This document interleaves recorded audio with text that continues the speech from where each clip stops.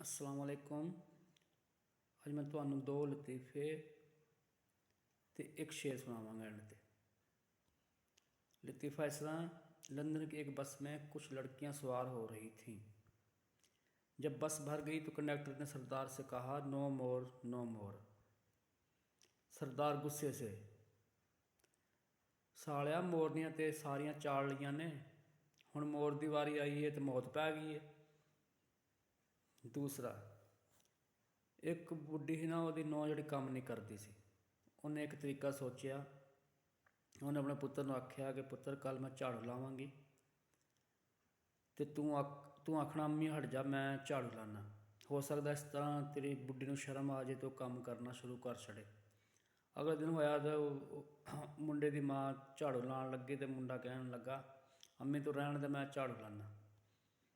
तो अगों जी उन्होंने वो बुढ़ी की नौं सी, वो बोली, आंधी लड़ते क्यों, एक दिन तुसी अम्मी झाड़ू ला लिया करे, एक दिन तुसी झाड़ू ला लिया करो।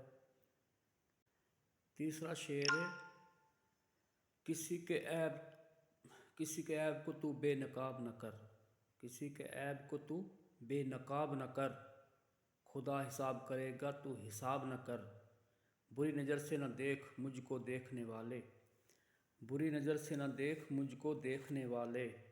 मैं लाख बुरा सही तू अपनी नज़र ख़राब न कर, मैं लाख बुरा सही तू अपनी नज़र ख़राब न कर। ओके, अल्लाह।